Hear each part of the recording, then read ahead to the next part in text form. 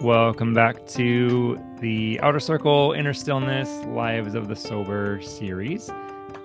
This is, again, conversations, reflections on the sobriety way of life, the spiritual way of life, where they intersect, come together, and lately asking the question, how do sober people live?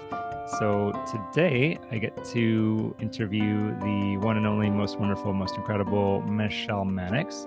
And yeah, and we get to hear some stories. So, hello, Michele. How are you? I'm doing good. What an introduction. I Thank you practiced for that. it. You're welcome. Yeah. And I wonder if you could complete it a little bit. Could you let the listener know where you are in the world, in the recovery world, in the professional world? What are some interesting things about you? Wow. Well, I speaking about recovery, I just celebrated August 17th was my 38th year of being clean and sober and in the program. Um, and I feel very blessed and grateful for that. I'm grateful for that every day, and it just really gets emphasized when you celebrate an anniversary. So the timing for this is incredible. Yeah, that is, Yeah, yeah, 38 years. That is really incredible. really, really remarkable. Yeah, Yeah, really remarkable. yeah. And I couldn't have done it without the support of community and fellowship and all sorts of things that I'm sure we'll get into. We But definitely, just to say that as I start off here. yeah. Um, a little bit about myself. I'm an older adult. I am married to someone for 31 years. Um, she is my wife of many lived experiences. We travel a lot, which is very exciting. We do not have any kids, but we have a dog, Blazer, who's very important to us and dear to our hearts. We just recently moved to the Pacific Northwest. We are officially a resident of Seattle, Washington. And we've been here for about a year. We came from the Portland area where we've been for about 14, 15 years. We've had the experiences of and the luxury and really the honor of being able to travel and move around as we needed to and as the wind had taken us. So here we are in the Seattle area, and it's been really quite awesome, quite the experience. My background is in behavioral health and working with individuals in the houseless community and working with people who struggle with mental illness and persistent mental illness and substance use disorders. I've been working with folks for a very long time. I started this years ago as I ventured into my early path of recovery. Um, and I continue to do so now. I'm actually at a junction in my career where I'm maybe shifting a little gears while I still have a practice of teaching. Diverting a little bit of time to maybe a private practice. I'm unclear yet. So we'll see where this journey takes me. So that's a short, long answer to what's immediate in my life right Yeah, there's so many experiences in there, now. and Uh-huh. and yeah, private practice could be really exciting venture coming up. Yep. So I'm a little pulled towards it where you can kind of run your own hours and days and who can I work with and continue supporting in their journey and yeah, so we'll see. Yeah, so me coming from the private practice world, I must say the capacity to really kind of pick and choose and really specialize and really develop a Uh-huh. niche has been really fun. I every now and then I get tempted by the idea of like going back to like the structure of everything, Right. but the self-determination aspect is pretty fun. So Thinking about story then, and you've come a long way, done a lot of work with a lot of people, and like you said, a lot of it came out of your own recovery journey. Could you say a bit about what you're in recovery from and how you define sobriety for yourself? Yeah. I will say the first answer to that question would be I am recovering from alcoholism and drug addiction. My main drug of choice was alcohol. And I also had a period of time where I used methamphetamine and stimulants. So my recovery is from alcohol and stimulants in particular. I'll also say that I am a recovering nicotine addict. I smoked for probably 30 years, and it was very much connected to my alcohol and my drug use. And I think it's important to say that because for me, it created this unmanageability around my life. I was quite powerless over that substance. And in fact, which is a part of my story, when I put down nicotine I was 8 years clean and sober. I put down nicotine and I was diagnosed with major depressive disorder. Nicotine had apparently been covering up and managing and keeping my um, depressive symptoms at bay. You take away the nicotine, and my uh, depressive disorder kind of flared its head, which is when I then got into treatment and recovery and received some supports for my depression, major depression. Yeah, I really appreciate you bringing that up. Anecdotally, I've often heard that nicotine has been Mhm, harder to quit even than meth than any of the other things. So I'd love to hear your opinion on that.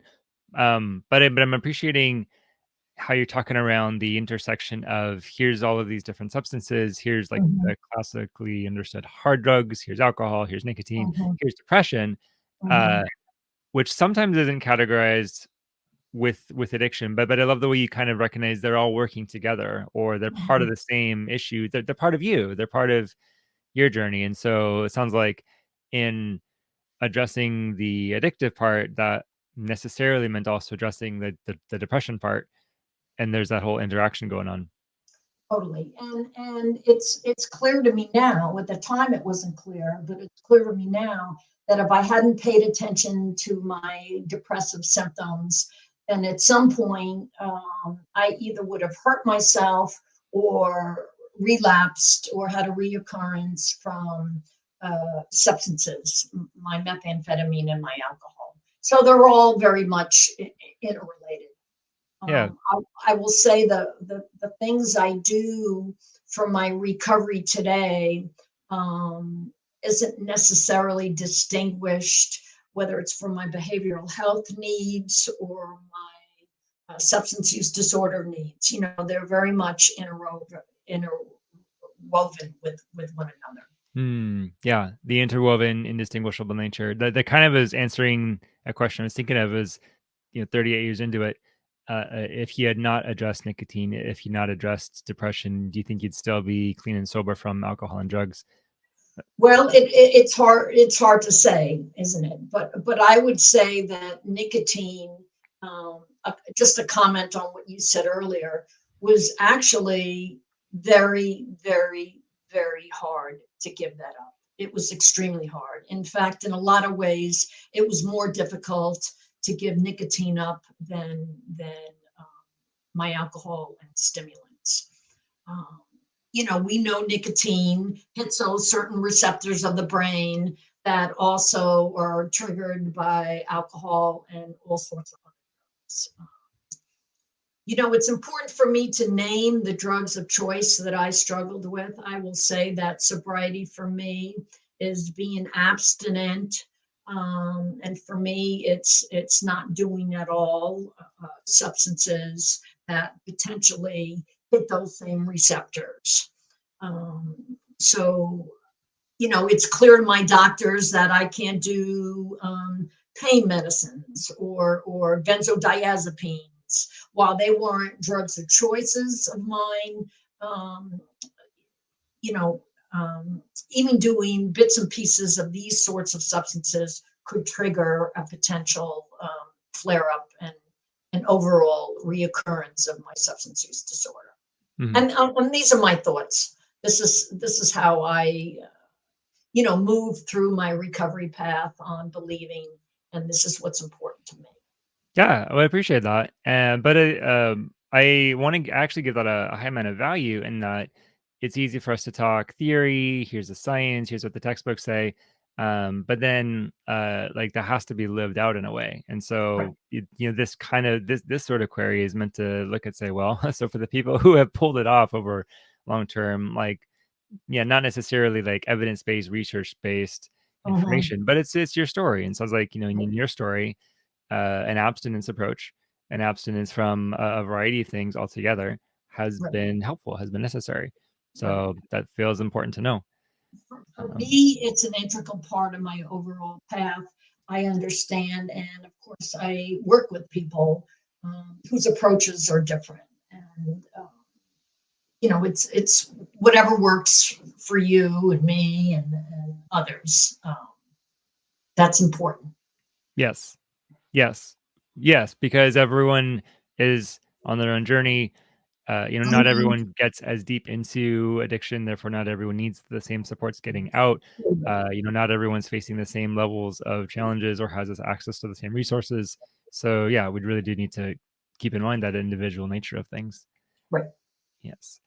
For you, thinking back to the early days of recovery, was there a key moment for you that helped transition from well, I guess I'm assuming a period of ambivalence because sometimes that shows up for people. But if you had that, what helped you transition into out of ambivalence, moderate investment into a full scale total commitment to the process? For me, I was living in San Francisco at the time, and I had a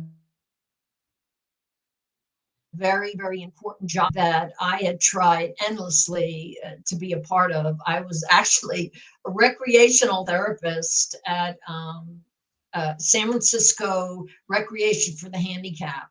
And I had been working there, and I had a boss that confronted me and pulled me aside and confronted me, so to speak, and wrote me up and said, unless you get into some sort of treatment, your job is in jeopardy.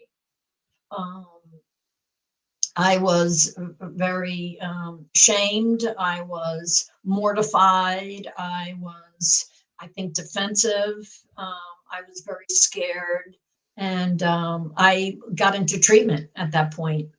And I was able to salvage my job and my career at the time and move forward. My journey is I was aware that alcohol was problematic. I mean, one of the suggestions that my boss had said was that I smell and reek of alcohol, that there were evidence that I had been drinking at work um, because of the odor. So I actually put down alcohol and recognizing that potentially that was problematic. But I continued with my stimulants. And interesting enough, I continued using stimulants um, for about 3 years until a friend of mine confronted me. He too was in the program at the time, and he confronted me and said, you know, what are you doing? That sort of thing. And, one of those come to Jesus meetings. And actually, it was effective. My original intervention with my boss worked for the alcohol.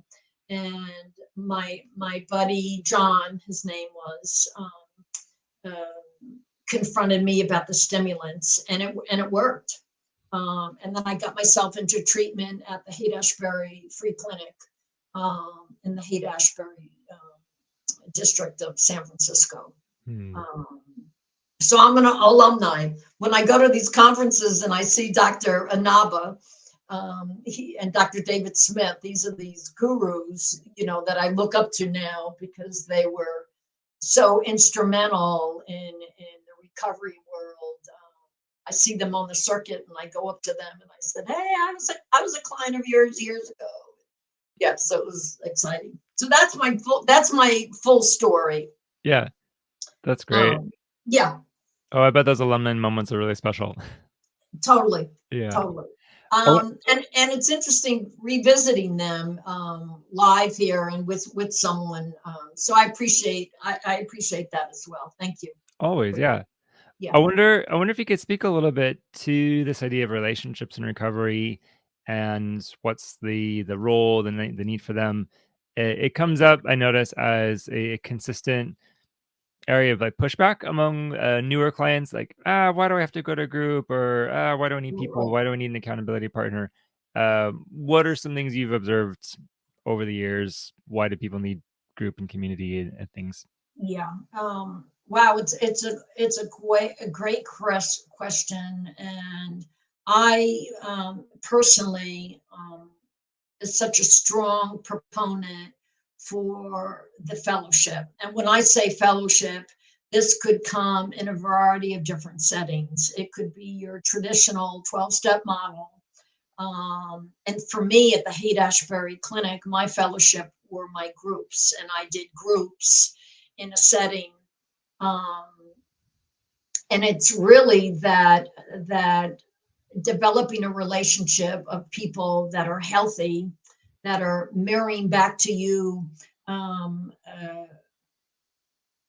skills that you need to move forward in healthy ways. Your relationships hold you accountable to certain healthy behaviors. Um, and the biggest part of this for me has been and still is, if you can do it, I can do it. And that's been the magic for me. If this person can do it, I can do it. And I think that's the magic in these types of settings, whether it be your traditional 12-step model or IOP, intensive outpatient settings, or the Haight-Ashbury Clinic. I mean, it doesn't matter where you're at. If they can do it, I can do it. And that's so powerful if it's driven home. Hmm. And it's not unusual that a lot of us, or I won't speak for everybody, but for me, um, relationships growing up were risky or tentative or unpredictable or um, not built on trust. Um, People got hurt, and people were spoken to in unhealthy ways. Relationships in the recovery community are, in theory, based on openness and honesty and willingness to participate in this dialogue and this companionship. And here, I know this is corny to say, but doing these sorts of things that are so challenging, you can't do it alone. You can't, or I haven't been able to. I mean, you can think you can muckle through it, but oftentimes you're left to your own thinking, which oftentimes can be unhealthy or isolative or lonely. Hmm. There's nothing better than, driving a conversation with somebody and getting validation and being heard and being respected. Hmm. Anyway, Yeah, there does seem to be a balance between in recovery taking responsibility for one's own life, and there is a good amount of like individual work and even some like solitude work that needs to happen, like being able to be comfortable being alone, like that's an important thing. But totally. yeah, but especially over the long term to to do, yeah. long term walking this journey, because it's a hard journey. It's a Right, like whole life encompassing, long, right, decades long struggle. Doing anything that long alone is lame, and just really difficult. right. Whether we're talking like sobriety or faith or Mhm, supporting some sort of cause, mhm. we need community. That, Yeah, like what you said, that sense of, well, if you can do it, I can do it. Or I'm even thinking a little bit more in present tense, like, well, if you're still doing it, I won't give up either. Uh, right. that's how it's That's been a right. little bit for me. That's So right. That's yeah. right. So thinking about the long term life, the long term living, I wonder if you could talk about um, what. So as a sober person, what sets you apart um,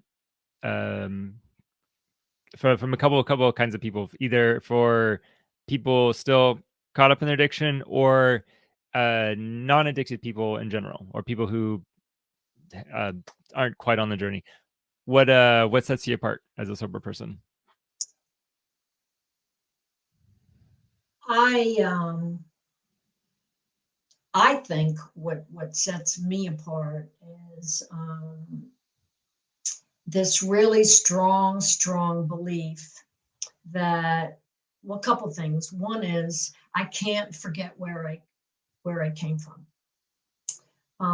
I would imagine that people who don't struggle with substances, maybe, I mean, I can't speak for them, but my guess is they don't have to think about where they came from. Um, I suppose there's variations to that, but for me, if I forget that I'm an alcoholic and addicted to substances, if I forget that even for a hot minute, I'm in trouble. I'm in trouble. So for me, and you bring up the relationship thing, for me, it's about surrounding myself with people who they don't necessarily have to be, in recovery for substance use disorders, but certainly people who are healthy and, you know, kind of paying attention to, self-help, self-care and that sort of thing. Um, I can't forget, there was a time in my recovery, about 10 years ago. I had swayed away or got off track or, you know, you know, lost track of my priorities. And I thought, huh, it's been so long since I drank alcohol. And at the time, it was 28 years. So I thought, 28 years, I mean, 28 years, I just wonder if I could pick up wine. And I literally thought that there might have been a chance where I could control my wine use. And that scared the hell out of me. I had enough of a foundation and enough of an internal skill set where I, got a grip. And basically, I ran back to the 12-step model and ran back into those rooms again and outed myself. I said, I feel like a newcomer. Here I'm thinking again that I could potentially drink socially again. How outrageous is that? I'm from the model where, I've lost that ability to drink socially. Um, um, anyway, I say that to say that I think that's maybe what makes me different from others or others that who don't struggle. I can't forget where I came from. I mean, that's a long answer to, I always have to remember that I'm in recovery, first and foremost. Yeah. No, I appreciate you saying that. That sort of that sort of identity statement. And I like the way, like, I pick on words a little bit, but I like how you talk about, I need to remember that I'm in recovery, like a little bit different than remembering I'm an addict. Right, Uh, Kind of as a sense of, this is the journey that I'm on, this is the path right, that I'm on, this is the value that I'm holding, and yeah, remembering where one's come from. Um, I don't know that that's like. completely unique to recovery. I think that shows up in a lot of like faith traditions also. Sure. But I will say that I think that practice of looking back to know where one has come from in order to not go back or Right. to shift the future. Not everyone does that, and that does seem to set apart a group of people, the reflectors, the people who reflect back. They have a little bit different level of insight into themselves Right. and into what's going on. Right. Um, I would say that for me, some of my most painful memories are gifts, because it's those memories that remind me where I came from. I still go to meetings today. Meetings for me is a place where I'm reminded of what happens if I'm caught off track. Um, and the other piece to that is, and it piggybacks on that relationship thing, is service is a really important piece to me. That giving back to others, they don't have to be, struggling from substance use. Oftentimes they are, but it could be just people who are more fragile, more vulnerable, or stuck, or need some, you know, support or cheerleading. I'm a great cheerleader, you know, and that's important to me. It's a part of my spiritual practice. It's a part of my emotional living, mindful and comfortably, and stable, is that giving back in service. And I do it in a variety of different ways. Um, but that's important. And the fellowship talks about that. And different recovery settings, talk about community, right? As you bring up earlier, relationships, but that notion of giving back. Yeah, because that places you in as a link in the chain of Totally. you've Mhm. received benefit, now you're giving that same benefit. Right, You're part of a legacy, part of a lineage, right. and uh, tangent on a lot of levels. I feel like that's something missing from a lot of people's lives. We don't uh, you know we don't necessarily know a lot of our ancestors or the context of the life in which we live, and Mhm, can tend to be these free mhm, floating ungrounded radicals because of that. mhm, But what I've observed is people who do have a sense of, here's my ancestry maybe quite a bit back, mhm. here's the whole context of like my history, my tradition, my place, there's a groundedness to folks like that. And so yeah, so this idea of kind of sandwiching yourself in between like those who have given to you and those to whom Yeah, you are also giving, it feels like that would make it more stable. totally, totally. Yeah. Um, you know, the fellowship, you can't keep what you don't give away. While that's corny, it's kind of true. Role modeling, I feel really strong about role modeling. Um, I've maintained my sobriety by others who have role modeled and reached out to me. It's humbling. Um, it restores my gratitude. Gratitude is a huge piece, um, path. Um, and it's one of the ways I also remind myself where I come from, and to show appreciation. Gratitude is huge for me, huge. And hope, levels of hope. Um, I know that the people that I work with often don't have high levels of hope.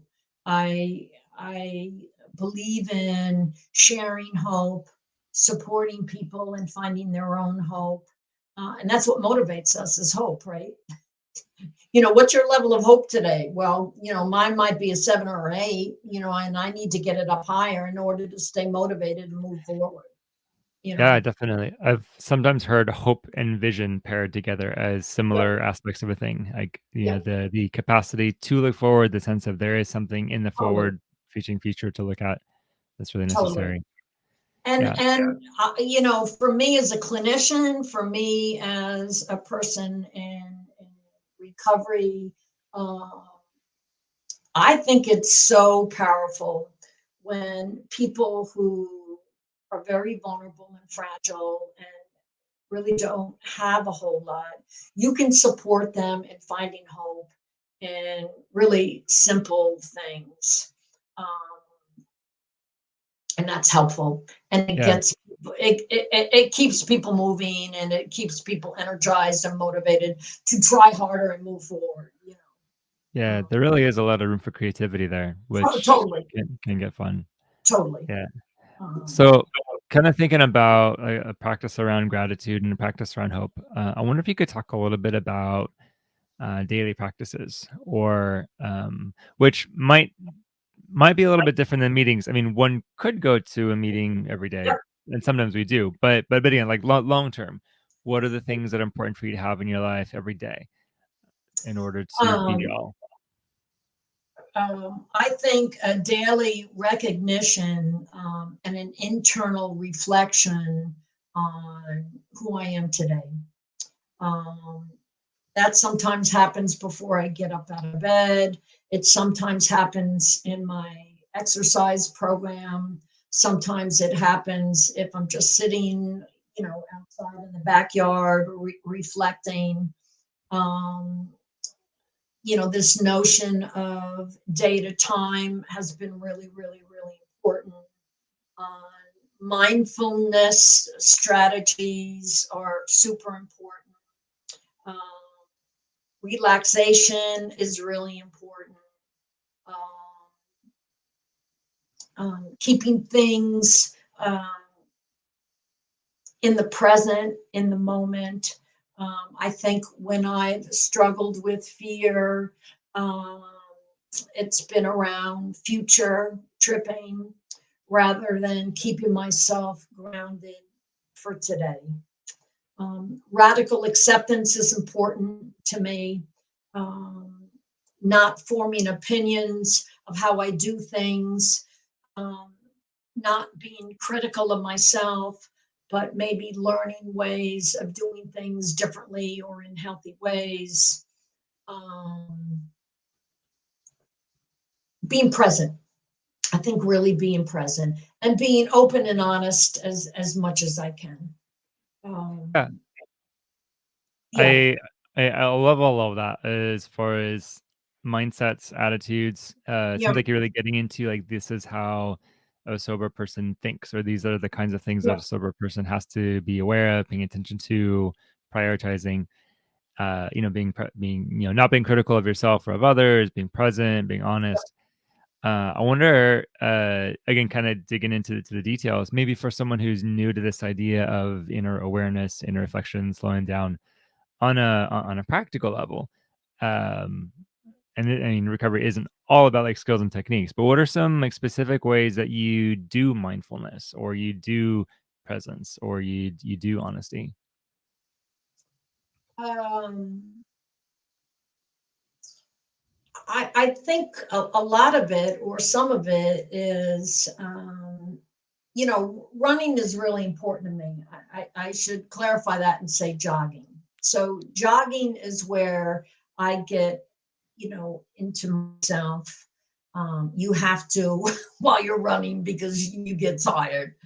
And I actually did it today a handful of hours ago. As you get tired, you're forced to do a step at a time, so it's this really conditioning of slowing your brain down or focusing on what's in front of you, um, along with the breathing and the reframing is like a super important um, skill, or trait that I rely on all the time, reframing some of my thoughts or my thinking.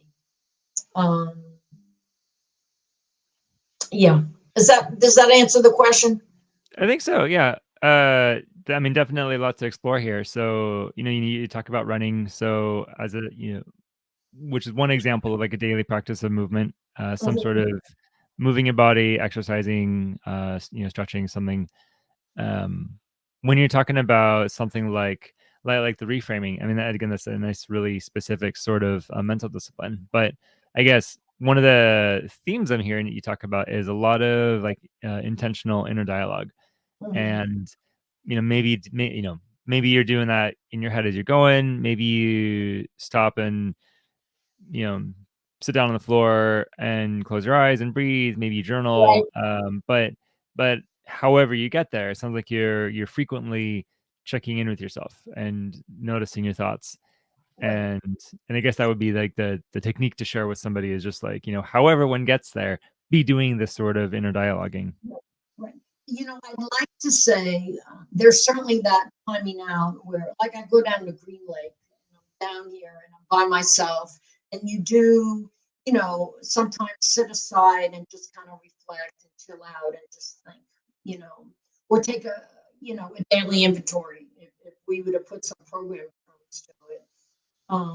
And just to kind of see and reflect and attached to that is what am I experiencing emotionally with these sorts of thoughts? Are things sitting okay with me, or are they not sitting okay with me, or are there things that I need to shift? That sort of thing. Um, I will also say, while this sort of thinking is great in practice, it doesn't happen all the time. I use distraction techniques all the time. You know, um, we can't always be that mindful, right? Um, so I do things that distract me and give me a break as well. So I'll say that work Yeah. has work has always been a place where you get distracted from your internal work and you're working on you know you're working on your career or your business. Um, yeah, I think journaling, historically, I haven't journaled in a short hot minute, but journaling has always been a really good outlet as well. I will say that. Yeah, Yeah.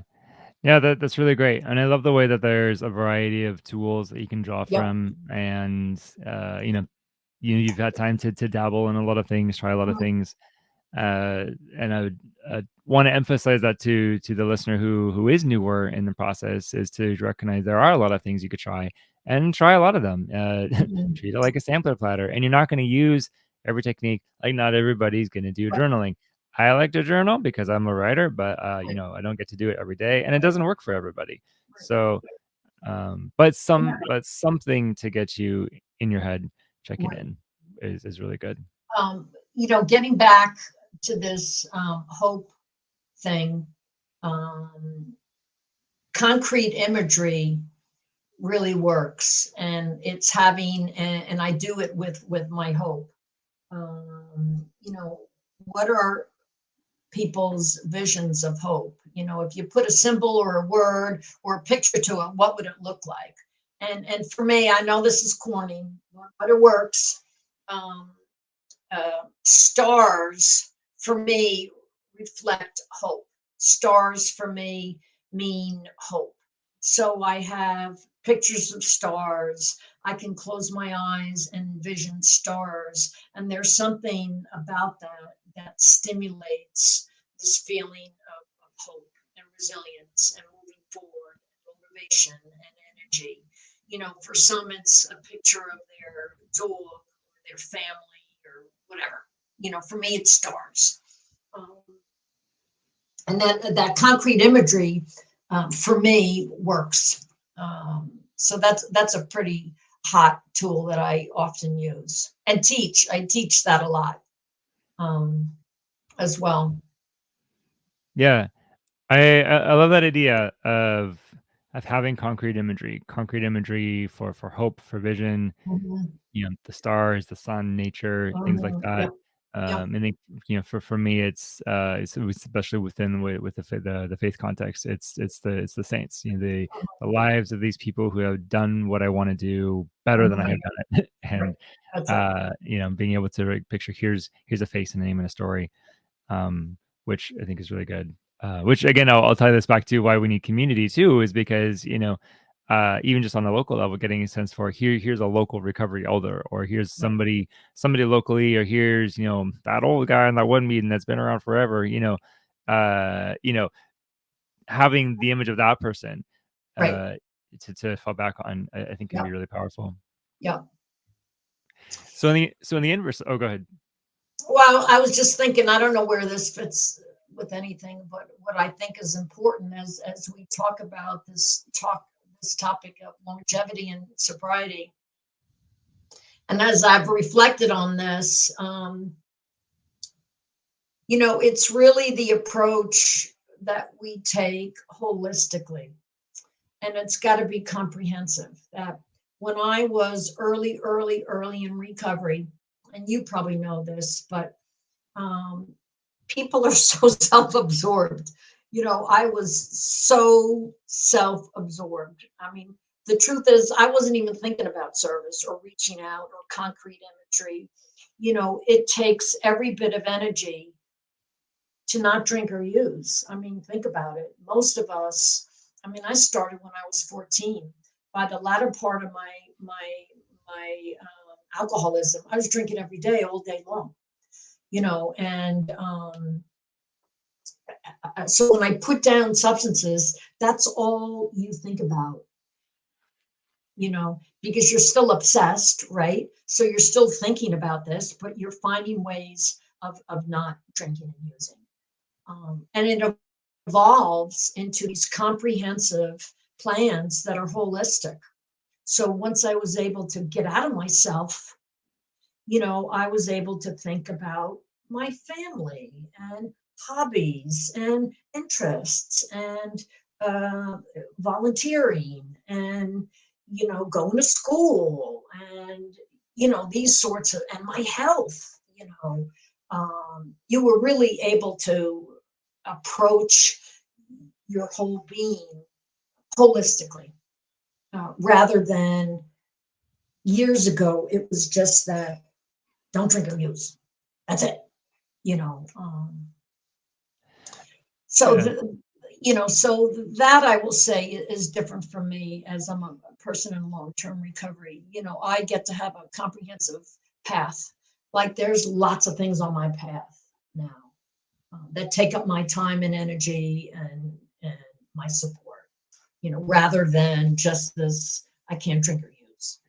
I was gonna wonder about that. Wonder about 38 years into it, how much time you spend thinking about recovery, worrying about recovery. Because I have noticed that progression. There is, yeah, we'll be caught in our acting out cycle, and a lot of times people will shift into an acting in cycle where they're abstinent, but just completely obsessed over staying abstinent. And like you said, that's all they can think about. All of the focus is on like getting to the next meeting, not using another day. Woohoo! I didn't use today, but they're sometimes lacking the sense of, well, now that I've quit, what am I doing? And so I'm hearing you talk about that. It was a good progression to look for is, when have I shifted from using to not using? When have I shifted from I'm preoccupied with not using to various stages of now I am more interested in life, in living, in having Exactly. relationships, having vision, having purpose. Uh, Exactly. one of the things I was picking up a little bit on earlier is you're talking about a more stricter abstinence model. Uh, I don't get the sense that you're missing out, or that wasn't conveyed in like your tone and the word and your wording. You're not doing these things, but you have a full life around it, a very enjoyable, Totally. very thriving, exciting life. Totally. Well, we'll talk about a reframe. And early on in recovery, your reframe is you're not missing out at all. Absolutely not. Abstaining from this opens up all these doors, that welcomes all these other sorts of ideas and activities and people and life and solitude and gratitude and appreciation and health and behavioral health and good nutrition. So it really opens everything up. This transition from being sidetracked, that evolves over time. I think for different people it happens in different ways. um, I would say that the bulk of my day is not thinking about where I've come from and I can't drink and use today. You know, it just evolves over time. It evolves over time and shifts with what else is going on and that sort of thing. Yeah. Yeah.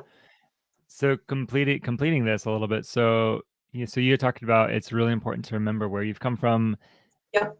to be reminded of where you've come from. Part of why you might reflect, part of why you might go to meetings and be part of Yep. Yep. community is to remember what you're doing, what you're about. On the other end of that, thinking about the hope in the future.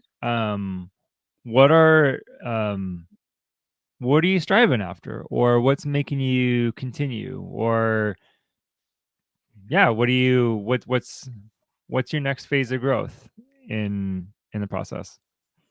Uh, I don't know if I could put a word or it's more of an internal, maybe feeling of, I don't know, satisfaction or gratitude or, um, I will say that things are shifting for me as we speak. I'm not working full time. I'm working part time. I have opportunities to, as I said earlier, to maybe do a private practice, or do I want to do more teaching, or do I want to do, more outreach and engagement on the street, and what system do I want to do it with? So I have these, it's open ended, you know, and I can trust the process, and I don't have to be freaked out. And I have a skill set, and I have support, and I've got resources to kind of like figure this sort of stuff out. Yeah, it does seem like you have some options, and Yeah, totally. yeah, but Yeah, in what you're talking about though, like I don't imagine you're gonna have a dull or unpleasant life, whatever happens. But in the things you're talking about, I don't specifically hear you talking about like, well, how can I like be more comfortable, or how can I when can I go on yet another vacation or something? Although, sure, I mean, who doesn't want to right, go to the Bahamas sometimes? right, Yeah, right, right, right. yeah. But you're talking about teaching and Totally. practicing and helping and still participating in the work and in the community, maybe just in some different ways. Yeah, yeah, So yeah, not just like a pleasure seeker. Um, borrowing some of the developmental terms. I mean, I'm here talking around things like legacy and generativity and like yeah, what are you leaving behind? yeah. It's interesting because chronologically, I am a older, mature adult. Um, People often retire at my age, you know. So while that could be an option, um, that's not what I want to do. I want to continue moving forward. And I feel grateful to be able to have the choice and the options and the time to figure that out. Um, Not everybody has the privilege of being able to do that. But so I don't want to retire I don't want to retire now. I've got some things I still want to do and keep my finger on the pulse in certain areas. Um, yeah, I don't know Yeah, if I'm answering your question, but I I think it does, yeah, and because it's a question around future and vision, and it's making me think of one of the last treatment centers I worked at. There was an older gentleman that worked with us, and he was young and spry and getting around, and I figured he was like kind of in his like 60s or something because he looked all that way. And then I found out at some point he was 85. I was like, what? Right, You're not in a home or anything. Wow, that's amazing. right. And I actually had a couple of people like that in my parish as well. They're our elders, and I think because they stayed active and because they stayed invested and like never saw their Totally, work as done, there was a sharpness and a totally. brightness about them.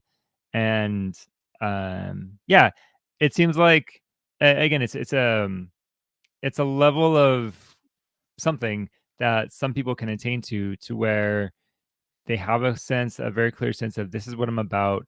Both this is where I came from, this is where I'm going, this is what I'm about, this is the value, and the work's never done.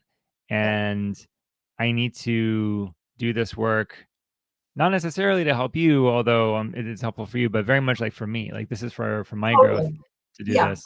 and I will second that, and I will not kid myself. This isn't about people that I'm reaching out to. This is for my own edification, you know. Yeah. Um, and you know, I grew up in New York, and I was taught, you know, work hard, play hard. You know, so I get to play hard, you know, but I got to work hard, you know, and working hard for me might look different than when I was 58. Um, you know, being 68, you know, what does work look like for me now? And that's exciting, you know, it's exciting, and yeah, so I look forward to it. I mean, it's another chapter, right? Um, yeah, so I'm excited about that. I'm excited. Yeah. Yeah, that sounds great. I mean, it's making me think a little bit about what I hear is kind of the joys of grandparenting, where they get to like have all of the fun with the kids and then Right, sometimes right, want their parents to do the hard right, work. right. Yeah.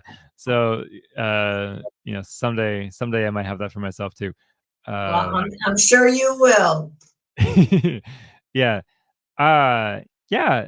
Oh, this has been really great um thinking about ourselves in a story, in a process with the past that we need to remember, with the future that we need to consider, with community that we need to be plugged Mhm. into, and and a whole person that's needing to be brought into the process. Not Mhm. just here's a bad habit or a behavior, but here's my body, here's my mind, here's my spirit that Right, all need right, healing all together. right. Uh, so then I I mean, wondered, this good. this overall health and wellness is based on a little bit of this and a little bit of that, right? Um, you know, and practice, practice, practice. You know, for Yeah, me, very much so. it's about harmony. It's about balance, and it's about service. I mean, those are my go tos. Um, those are my go tos. Yeah, those are really great. So, just generally speaking, related to things we've talked about or not related, uh, what's some key advice, key wisdom that you'd want to pass on to somebody who's maybe in their first 1, 2, or 3 years of recovery? What do people at that phase really need to know? I would say literally a day at a time. I would say never give up. And I would say it gets better. I mean, even I know this is corny, and you know, people say this all the time, but it's really true. Some of my worst days in sobriety are better than when I was drinking and using. And that's really clear, you know, and to remind people of that, and that everybody's capable of change. Everybody's capable of change, and everybody's got strengths. Tap into your strengths, and to believe in yourself. I think as we move forward, there's that. You know, I talk about this in my classes.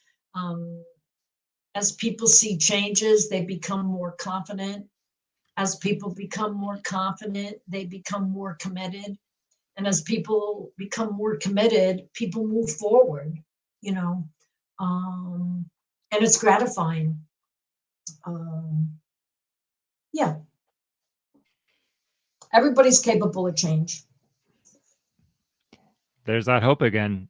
Yep. That that is really necessary, and it's going to be a different change for everyone, and Totally, it happens in a different way, but some totally. sort of change, some sort of better is available Yeah, for all who really seek it and pursue it, and like you said, don't give up, stay in the yeah. process. Well, and I'll also say real quick that behavioral changes, anybody can participate in that, and it might not even be driven in putting down substances. It's about making changes that reduce your risks of getting hurt or having consequences. You know, that's what I would say. That everybody's capable of making changes that reduces consequences or risks. Mhm. And maybe for some it means that they're not abstaining. You know, but they've made some sort of switch or choice that has reduced their harm or reduced their pain or consequences. Mhm. Yeah, we didn't talk specifically around a more harm reduction moderation approach, Right. but those sorts of approaches do seem to bring in this idea that change is necessary, but it doesn't all have to happen all at once. Exactly. And you do what you can. You change a little bit at a time, Exactly. like you said, these small stepping stones that set you on a different Yeah. trajectory. Yeah. If that's what you can do, you do it. Well, and people get teased by that. So you get teased by the notion that you've made a small incremental change, and that's what propels you to maybe make another change. And before you know it, you make a series of changes that has moved you from this spot to this spot. Um, you know, and maybe that wasn't even your intentions, but you're improving. You're healthier or feel better, or there's less consequences. Yeah. Yeah, no, there definitely is this this potential to be really surprised in this sort of journey. Yeah, You think it's about one thing, you think it's done when you've quit the drinking, and then you discover here's this whole other world of growth and discovery, totally. this whole other inner world, this universe within that I can encounter. Yeah, And yeah, again, for those who wish to take that journey, it can get really exciting. it can be very exciting, and people get inspired along the way, and then just feeds that moving forward. Yeah, very much so. Michelle, if a listener wanted to reach out to you, where's a good place to find you in the world or on the web or in any other way? My email, I don't know, Okay. mvmannix@hotmail.com. Okay. I'll have that in the liner notes. Yeah. Awesome. Awesome. Cool. You're the Yeah. best. It's good seeing you. Thank you for this dialogue. I really appreciate this a lot. Yeah. I appreciate it as well. Thank you so much. It's been great to hear story and perspective and the hope too. I mean, I really appreciate hearing from yet another person who's done it and Awesome. using really plausible means. It wasn't impossible, and Great. you're doing great. It's been And really that's awesome. that's the message. If I can do it, you can do it. Yep. And if you can do it, I'm not going to give up. All right. There you go. Thank you. Cool. Thanks, Michelle. Bye. Bye. Thank you for joining me in today's conversation. My name is Reese Basimio. I'm an Eastern Orthodox Christian and a clinical counselor with specialties in substance use, compulsive behaviors, sexuality, and trauma. You can reach me through newpatterncounseling.com. This episode was mastered by Breakfast Puppies. Theme music is by Titus Lockard. Please like, rate, review, and share this podcast from all your favorite platforms. Please also consider showing your support of this work through contributing dollars through the podcast page at patreon.com/outercircle. Thank you, and see you next time.